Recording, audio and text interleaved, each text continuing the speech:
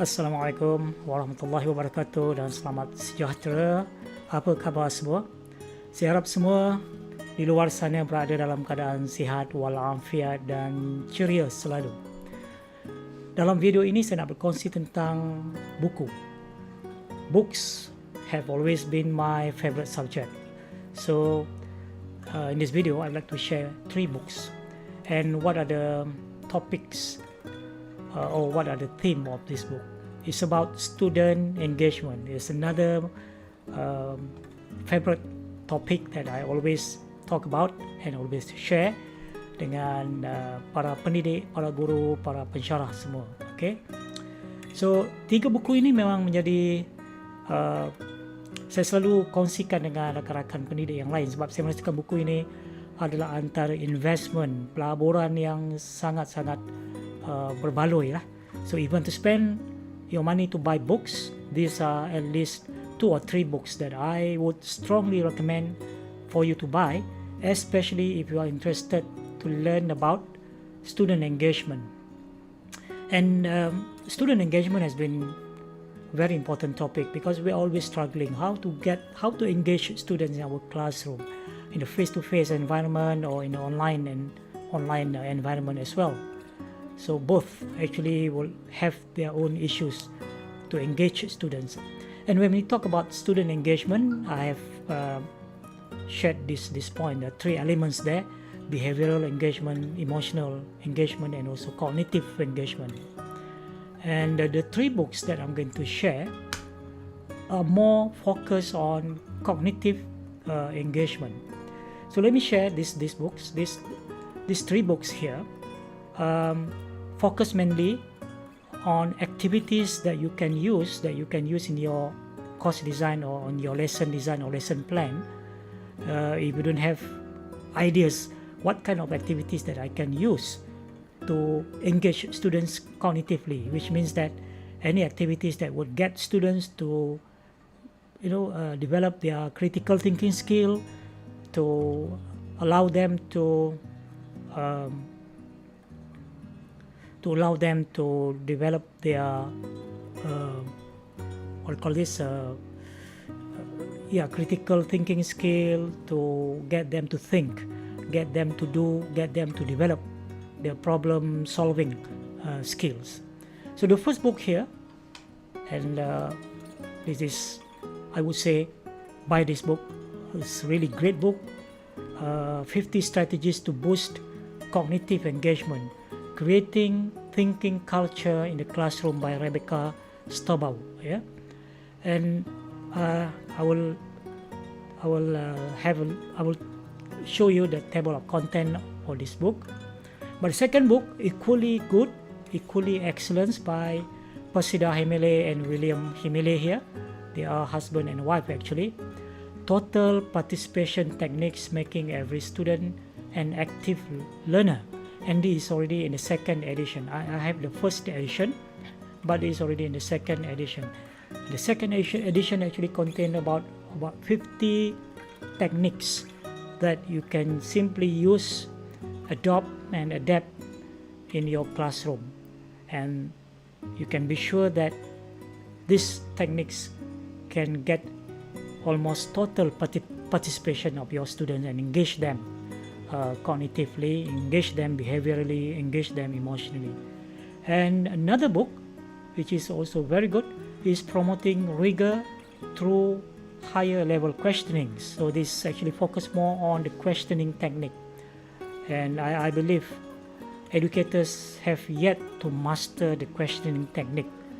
And even without using high technology, if we can master the arts of questioning, we can do a lot in terms of engaging the students.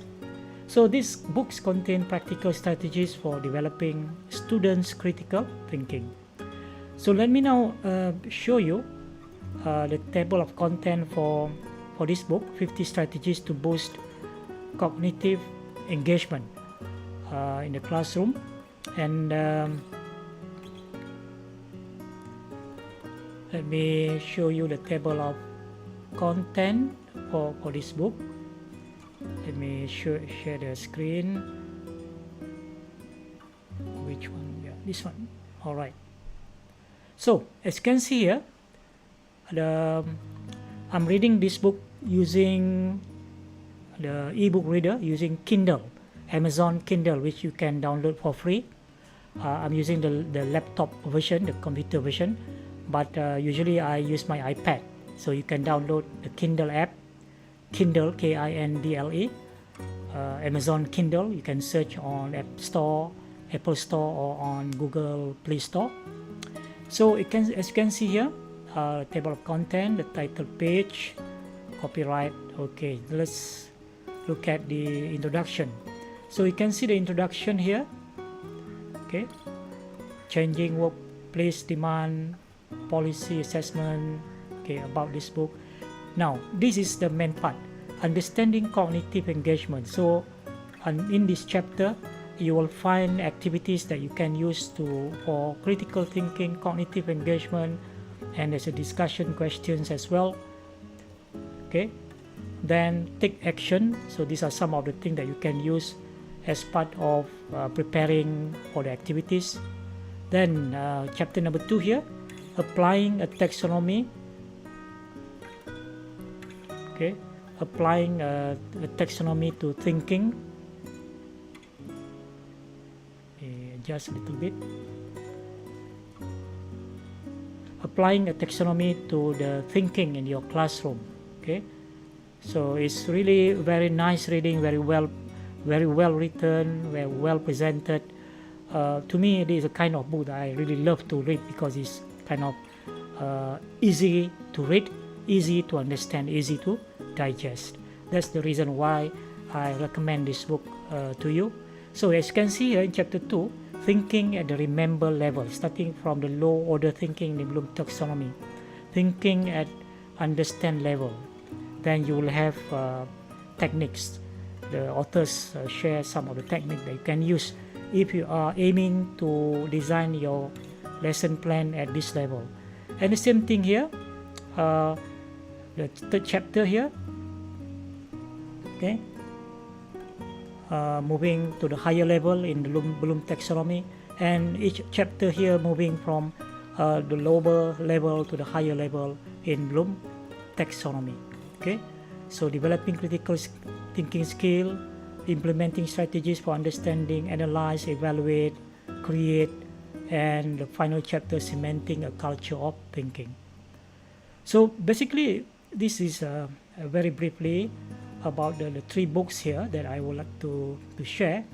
And as I said, if you want to invest, if you want to be very choosy or selective as to what books you want to buy, start with these 3 books. If you are really concerned or really care about designing your lesson plan with activities that would engage students cognitively, behaviorally, emotionally, these are the 3 books. And I really I cannot stress enough why it is very, very important for you to read more and start to adopt one or a few of the methods slowly, step by step, and you will find your classroom will change. You will transform your classroom. Your students will get more excited now, and you will also get excited when you see your student excited because they are engaged emotionally, and they are also now engaged cognitively, and they start to develop the critical skill of problem solving, critical thinking, and they work together with the group members to work on the problem, or to work on the whatever questions that you assign to them. So alright, so I think that's about all in my sharing in this video, and I hope I've given value for your time and you will benefit from this. Thank you very much, and see you in another video.